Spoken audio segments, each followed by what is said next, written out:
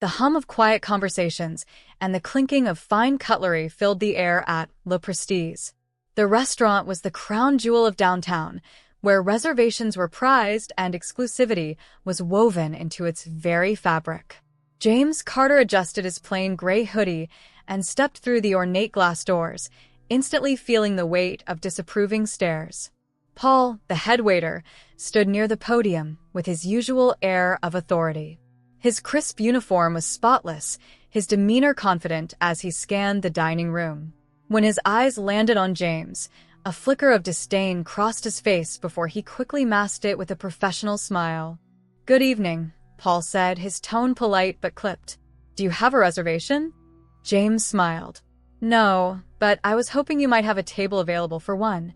Paul's brows lifted just slightly, enough to convey skepticism. "I see," he replied, eyes flicking over James' casual outfit, sneakers, jeans, and the hoodie, like they were offensive.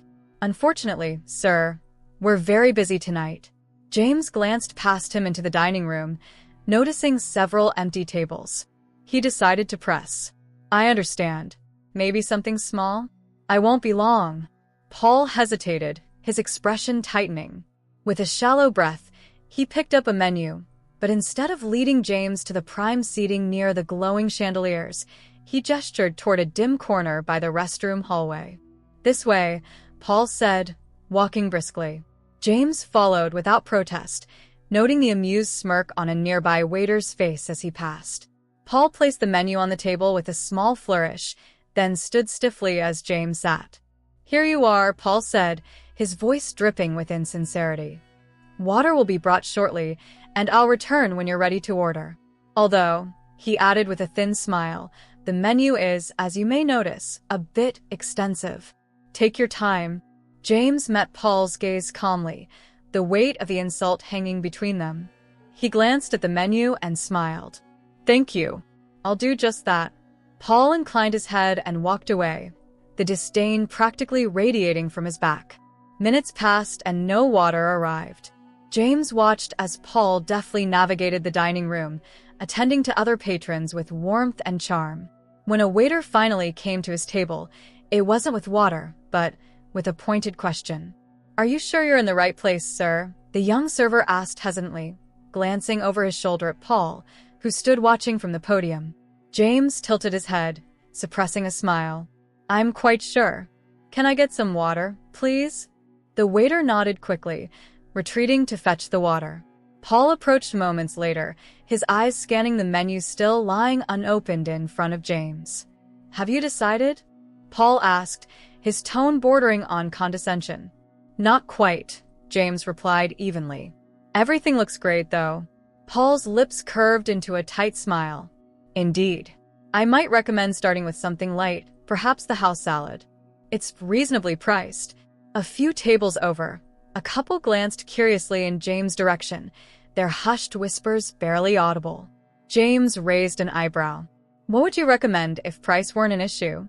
Paul blinked, caught off guard for a fraction of a second before his mask of professionalism returned. "Well," he said slowly, "our caviar starter is a signature dish. But," he added with a barely concealed smirk, "it's quite a commitment." James leaned back in his chair, his calm demeanor unwavering. "That sounds perfect. I'll start with that." Paul hesitated, as if waiting for James to reconsider. When no such hesitation came, he nodded curtly. "Very well. And for your main course?" James opened the menu for the first time, scanning it quickly.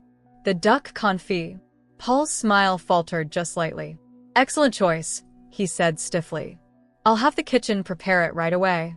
As Paul walked away, James noticed his quick whisper to another server and the discreet chuckles that followed. It didn't bother him. In fact, he noted it carefully.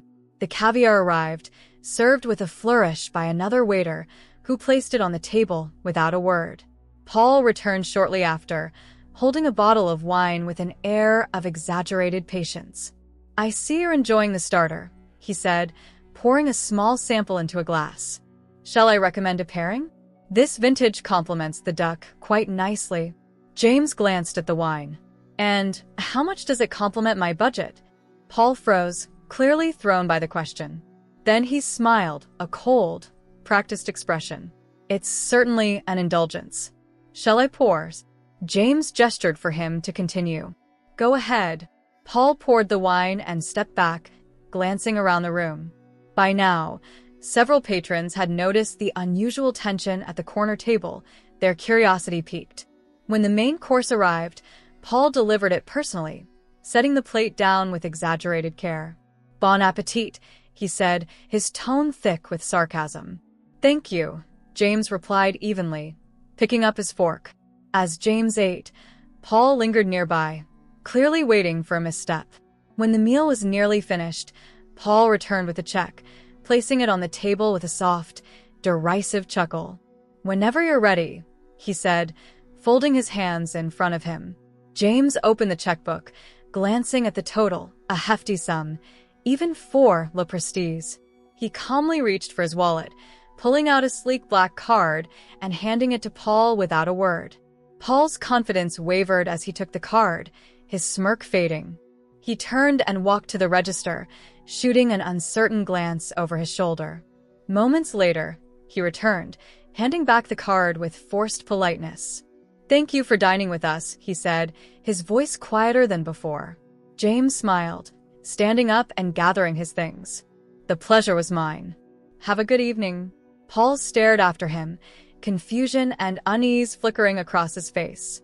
James pushed open the door and stepped back into the cool night air, his mind already processing everything he had observed.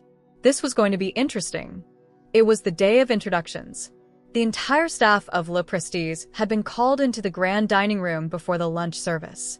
Waiters, cooks, sommeliers, and even the dishwashers stood in clusters, whispering among themselves. Paul, as usual, positioned himself near the center of the room, arms crossed, projecting authority. He glanced at his watch, frowning. "What kind of new manager shows up late on their first day?" he muttered, loud enough for those near him to hear. A few chuckled nervously, looking around. "It's not a good look," agreed Claire, one of the servers. "Do you know anything about him, Paul?" Paul smirked. "Not much, but I bet he's another corporate suit. Someone who's never carried a tray or handled a customer complaint in his life. I'll have to whip him into shape." The double doors at the back of the dining room opened. All heads turned. James Carter entered, dressed sharply in a tailored navy suit that accentuated his confident stride. The room fell silent as James approached the podium, where the owner of Le Prestige, Mr. Bissett, stood waiting. Paul's smirk faded.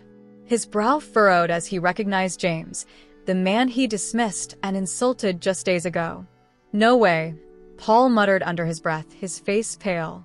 "Good morning, everyone," Mr. Bissett began, his voice carrying over the room. "As you all know, the restaurant is entering an exciting new chapter. Today, I'm proud to introduce your new general manager, someone with an extraordinary track record and a vision for excellence. Please welcome James Carter." Polite applause rippled through the room, but Paul stood frozen, his hands clenching at his sides. James stepped forward, his gaze sweeping across the room. His smile was warm but commanding, a subtle challenge gleaming in his eyes as they landed on Paul for just a moment longer than necessary. "Thank you, Mr. Bissett," James began. "It's an honor to be here. Le Prestige has always been a symbol of excellence, and I'm here to ensure that we uphold that legacy while striving for even greater heights." He paused, letting his words sink in. "I believe in teamwork, respect, and professionalism. Every person in this room contributes to the success of this establishment, and my job is to make sure you have the support and leadership you need to thrive." The staff nodded, a few murmurs of approval rippling through the group. But Paul's expression remained fixed, his jaw tight. James smiled again. "I'm looking forward to getting to know each of you and working together to make Le Prestige even better. Let's make this a place where everyone feels valued, our customers and our team alike." As Mr. Bissett clapped James on the shoulder and motioned for the staff to return to their duties, James walked into the crowd, extending handshakes and exchanging pleasantries. When he reached Paul, the tension was palpable. "Paul, isn't it?" James said, his tone friendly but firm. "Yes, sir," Paul replied stiffly, forcing a smile. James held his gaze. It's good to officially meet you. I've heard a lot about your work here. Paul swallowed hard, his mind racing. He tried to read between the lines, but found nothing in James' expression to confirm or deny whether he remembered their previous encounter. Thank you, Mr. Carter. I look forward to working with you. James' smile didn't waver. Likewise. I have high expectations, and I'm sure you'll rise to them. Paul nodded, feeling the weight of James' words like a hammer. As the lunch service began, the tension only grew. Paul couldn't shake the feeling that James was watching him, even as the new manager moved through the restaurant, observing quietly. Table 4 is asking for their wine, Claire called to Paul as he passed by the service station. I'll handle it, Paul snapped, grabbing the bottle. Approaching the table, Paul slipped effortlessly into his usual charm. Here we are, a perfect pairing for your meal, he said, pouring the wine with practiced precision. Out of the corner of his eye, he spotted James standing near the bar, watching. The sight made his hands falter, a small splash of wine landing on the pristine tablecloth. The guest frowned, and Paul quickly grabbed a napkin, dabbing at the stain. My sincerest apologies, he said, forcing a laugh. James didn't move, his expression unreadable. Later, in the break room, Paul let out an audible groan, slumping into a chair. What's his deal? He muttered to Claire, who sat across from him, munching on a salad. Who? The new manager. He's just standing there, watching everything like he's waiting for someone to mess up. Claire shrugged. That's what managers do, Paul. Maybe you're just paranoid. Paul scoffed. Paranoid? Did you see the way he looked at me during the meeting? He knows something. I can feel it. Claire rolled her eyes. You're overthinking it. He seems fine. Maybe he just doesn't like your attitude. Paul's face darkened. What attitude? Claire laughed. That one. As the day went on, James began holding short one-on-one conversations with the staff, asking about their roles, their challenges, and what they thought could be improved. When it was Paul's turn, he felt a wave of dread as James approached him near the kitchen. Paul, do you have a minute? Paul straightened, plastering on a polite smile. Of course, Mr. Carter. James led him to a quiet corner, his tone calm but firm. I wanted to ask about your perspective on the team. You've been here for a while, haven't you? Yes, sir. Nearly 5 years, Paul replied, a hint of pride slipping into his voice. That's impressive, James said, nodding. And in those 5 years, how would you say the team culture has evolved? Paul hesitated, unsure of what James was fishing for. Well, I think we've maintained high standards. Everyone knows their role, and we work hard to deliver the best experience for our guests. James nodded slowly. That's good to hear. But what about respect? Do you think everyone here feels valued? Paul's throat tightened. Of course. I mean, I'd like to think so. James tilted his head, his gaze steady. That's important to me. A restaurant is more than its food. It's the people who make it run. I plan to make sure everyone here feels respected and included. Paul swallowed hard, the memory of his treatment of James flashing through his mind. That's a great approach, Mr. Carter. James smiled faintly. I thought so too. With that, he walked away, leaving Paul standing there, feeling smaller than ever.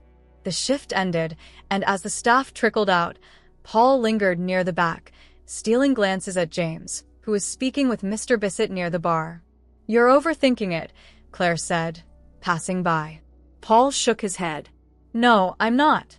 Because in that moment, as James turned and caught Paul's eye, there was no mistaking the message in his calm, unwavering gaze. I remember everything. Dinner service at Le Prestige was in full swing.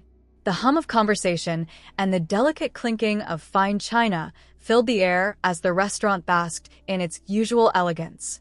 James moved through the floor with quiet authority, stopping occasionally to speak with guests or observe interactions between the staff and diners. Paul was on edge. His movements were less fluid, his charm less effortless. Every time he glanced toward James, he felt the same unnerving weight, the knowledge that his past arrogance had come back to haunt him. Table 7 is asking for you, Claire said, tapping Paul on the shoulder. "They're unhappy with the wine pairing." Paul groaned softly, but straightened his posture, forcing a polite smile as he approached the table. A wealthy couple sat there, their discontent evident in their pinched expressions. "I understand there's an issue with the wines?" Paul asked smoothly. The man, dressed in a bespoke suit, waved a dismissive hand. "It's not what we expected. We were hoping for something more complex." Paul nodded. "Of course. Allow me to bring a different bottle. I'll ensure it complements your meal perfectly."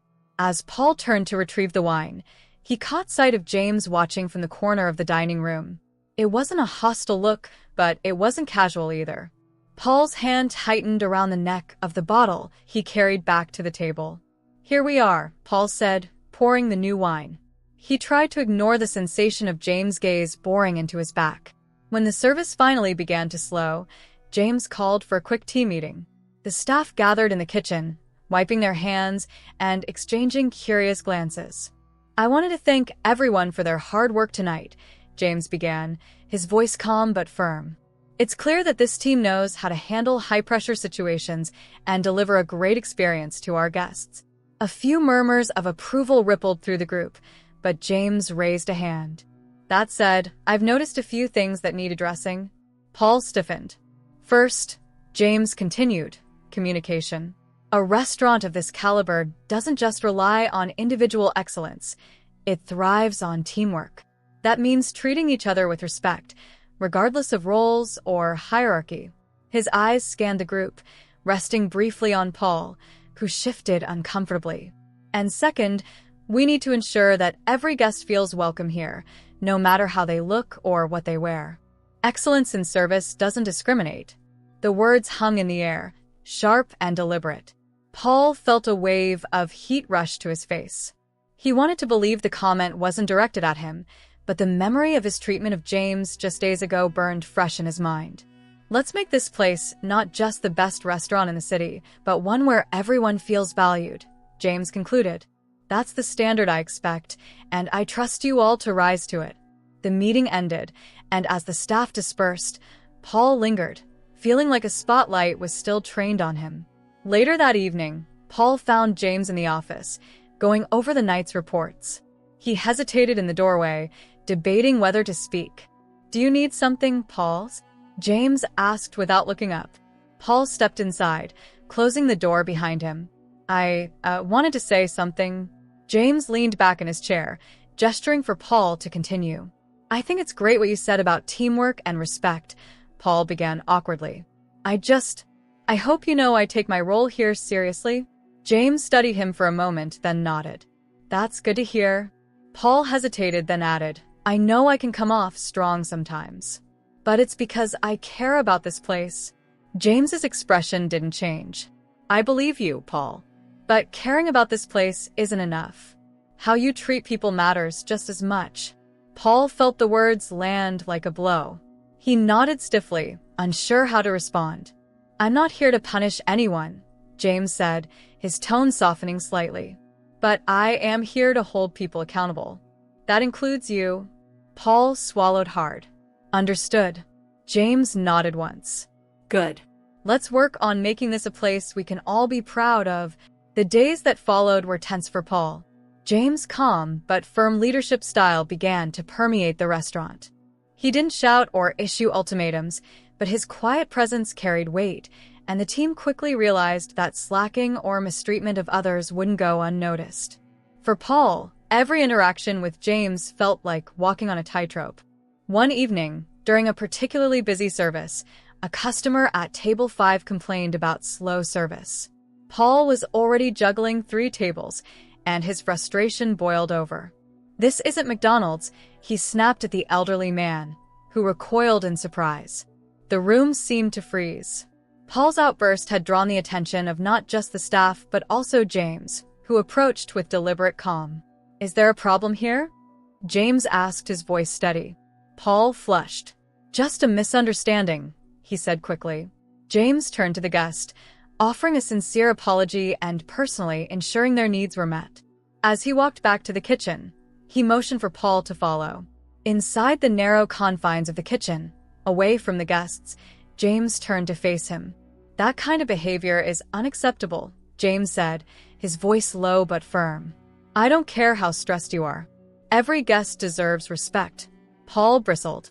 "I was handling it." "No," James said sharply. "You were letting your ego take over. If you want to keep your position here, that ends now." The words hit Paul like a slap. He stared at James, stunned into silence. James let the silence linger before speaking again, his tone softer. "I know you're capable of better, Paul. Show me."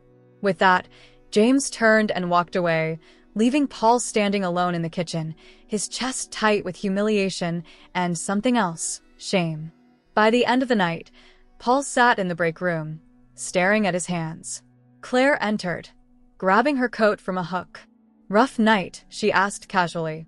Paul nodded, not trusting himself to speak. "Look," Claire said, her tone surprisingly kind. "James isn't out to get you. He just wants things to be better here. You could try meeting him halfway." Paul sighed, running a hand through his hair. "Yeah, maybe you're right. Of course I am," Claire said with a small smile. "Don't let your pride ruin this for you." As she left, Paul leaned back in his chair, the weight of the day pressing down on him. For the first time, he allowed himself to consider that maybe James wasn't the enemy. Maybe the real battle was with himself. The restaurant was buzzing with activity as Le Prestige prepared for a high-profile charity dinner. A mix of elite clients and influential figures would soon fill the dining room, and the pressure was palpable. James Carter stood near the kitchen, calmly observing the flow of preparations. His quiet confidence had started to influence the staff. There was less chaos, more precision. Paul, however, was struggling to maintain his composure. Despite his recent efforts to improve, the looming presence of James weighed on him. He couldn't shake the feeling that one misstep tonight could spell disaster for his career. "Paul," James called from across the room. Paul straightened, quickly making his way over. "Yes, Mr. Carters?" James handed him a seating chart. "You'll be in charge of sections 2 and 3 tonight. Make sure the guests feel taken care of. If there are any issues, come to me directly." "Yes, sir," Paul replied, his tone measured but tense. James didn't look away. "Remember what we talked about. This is a chance to show leadership. Use it." Paul nodded, the weight of James' words settling heavily on his shoulders. As the first guests arrived, Paul fell into his usual rhythm. Years of experience had made him a skilled waiter, and his natural charm seemed to shine under the glittering chandeliers. He greeted the guests warmly, ensuring their drinks were poured and their orders taken with precision. But as the evening progressed, a subtle crack began to form. At table 12, a renowned critic was seated with 2 guests. Paul approached with his usual grace, presenting the menu. "Good evening," Paul began smoothly. "Tonight, we have a selection of exceptional dishes. May I recommend the truffle risotto?" The critic barely glanced at him. "I'll take the steak. Medium rare. No sides." Paul hesitated, surprised by the abruptness, but nodded. "Of course. And for you, sirs?" One of the critic's guests, a younger man in an expensive suit, smirked. "I'll have the same. And make sure it's perfect." "I'd hate to be disappointed here." Paul's jaw tightened, but he maintained his composure. "Absolutely. I'll ensure everything is to your liking." As he left the table, he felt the critic's gaze linger on him, sharp and calculating. Back in the kitchen, the tension was mounting. Orders flew in rapid succession, and the staff moved in a near-perfect ballet of precision. "Table 12 steak," Paul called to the chef. "It'll be 5 minutes," the chef replied without looking up. Paul glanced at the clock. 5 minutes felt like an eternity under the critic's watchful eye. He tapped his foot anxiously, his mind racing with what the critic might write if anything went wrong. As the steaks were plated and handed to him, Paul carefully inspected them before heading to the dining room. At table 12, he placed the plates down with a practiced smile. "Here we are. Please enjoy." The critic picked up his knife and fork, cutting into the steak. For a moment, Paul held his breath, waiting for the verdict. "It's overcooked," the critic said flatly, dropping his fork onto the plate. Paul froze. I'm terribly sorry." Let me have the kitchen remake it immediately. The critic waved a hand dismissively. Forget it. Just bring me the check. Paul's face burned with embarrassment as the critic leaned toward his guest and muttered something, eliciting a quiet laugh. In the kitchen, Paul's frustration boiled over. This is unacceptable, he snapped at the chef. Table 12 steak was overcooked.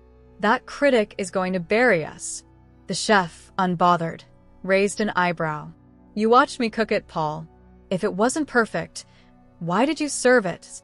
Paul opened his mouth to retort, but found himself at a loss. He knew the chef was right, but admitting it felt impossible. Paul, James' voice cut through the tension. Paul turned to see James standing in the doorway, his expression calm but serious. A word. In the small office, James closed the door behind them.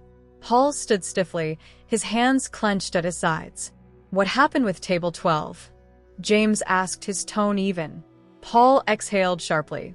The steak was overcooked, and the critic wasn't happy. James held up a hand. Stop. This isn't about excuses. What went wrong? Paul hesitated. I should have checked the steak more carefully. But the kitchen. James cut him off again. Paul, you're part of a team. Blaming the kitchen won't fix anything. You need to take responsibility for what happens in your section. Paul's frustration flared. Do you have any idea how much pressure I'm under tonight? One mistake, and it's my head on the chopping block. James' expression softened, but his voice remained firm. I understand pressure, Paul. But leadership isn't about making excuses. It's about owning your role and learning from your mistakes. Paul looked away, his jaw tight. Do better, James said simply. And remember, I'm not your enemy. I want to see you succeed. But that's up to you. Paul nodded reluctantly. Understood. Back on the floor, Paul worked with renewed focus. He greeted guests, resolved minor issues, and ensured his section ran smoothly for the remainder of the evening. By the time the dinner was over and the last guest had left, Paul was exhausted but relieved. The critic had left without further incident, and the rest of the service had gone relatively well. In the break room, Paul sat down heavily, rubbing his temples. Claire walked in, grabbing a bottle of water from the fridge. Rough night, she asked with a small smile. Paul let out a dry laugh. That's an understatement. She sat down across from him, studying his face. You know, James isn't out to get you. He's just holding you accountable. Maybe that's not such a bad thing. Paul sighed. It's just, I've been here for years. I've worked hard to keep this place running. And now it feels like I'm constantly under a microscope. Claire shrugged. Maybe that's because you're used to doing things your way. James is trying to make things better for everyone, not just you. Paul didn't respond, but her words stuck with him. As Paul left the restaurant that night, he passed James in the hallway. Good work tonight, James said, his tone genuine. Paul paused, surprised. Thanks. I'll do better next time. James nodded, a small smile on his lips. I know you will. For the first time, Paul felt a flicker of something unfamiliar. Hope. A few weeks had passed since the charity dinner, and the atmosphere at Le Prestige had shifted noticeably. Under James Carter's leadership, the restaurant had begun to thrive, not just in reputation, but in spirit. The staff worked together more cohesively, and even the most challenging guests left with glowing reviews. Paul, once the picture of arrogance, had undergone a transformation. Though his sharp tongue hadn't entirely disappeared, he had learned to temper it with thoughtfulness and care. The tension between him and James had eased, replaced by a cautious but mutual respect. The final test came one busy Friday night. A VIP group arrived unexpectedly, an influential business magnate and his entourage. The reservation list had no record of them, but turning them away wasn't an option. The team scrambled to prepare a table, and James stepped in to oversee every detail. Paul, James said, pulling him aside. You're handling this group? Paul blinked in surprise. Me? Are you sure? James met his eyes. You're ready. Show them what you've got. Paul nodded, the weight of the responsibility settling on his shoulders. As Paul approached the VIP table, his heart raced. The business magnate was known for his demanding nature and sharp critiques. Paul took a deep breath, summoning every ounce of composure. "Good evening, ladies and gentlemen," Paul said with a warm smile. "Welcome to Le Prestige. Allow me to present tonight's specials." The magnate raised an eyebrow but didn't interrupt as Paul expertly described the dishes, pairing each one with a recommended wine. When the orders were placed, Paul moved with precision, ensuring every detail was flawless. He checked in discreetly, timing his visits perfectly to avoid interrupting their conversations. By the end of the meal, the magnate leaned back in his chair, clearly impressed. "That was exceptional service," he said, his voice carrying across the dining room.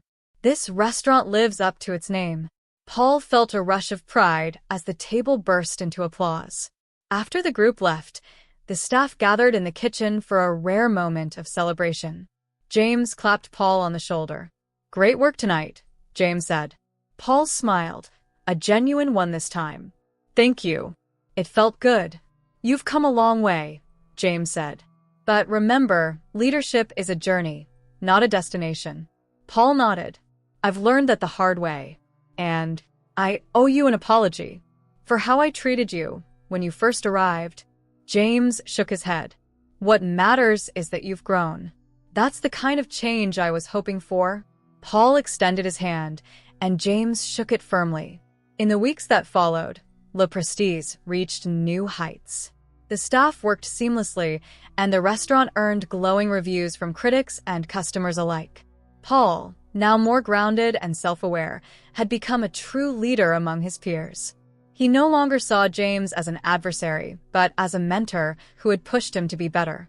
As the evening light filtered through the restaurant's windows one quiet night, James and Paul stood side by side near the bar, surveying the bustling dining room. "Not bad," Paul said with a grin. James chuckled. "Not bad at all." Paul glanced at James, his expression thoughtful.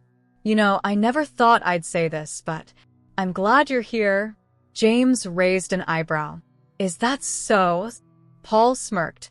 "Don't let it go to your head." They shared a laugh. The tension of the past finally dissolved. "Here's to making this place the best it can be," James said, raising a glass of sparkling water. Paul clinked his glass against James. "To growth."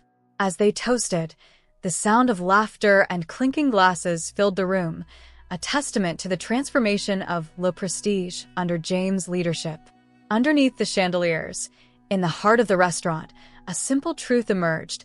Respect and accountability could change not just a workplace, but the people within it. And as the doors of Le Prestige stayed open, so did the possibility of redemption for any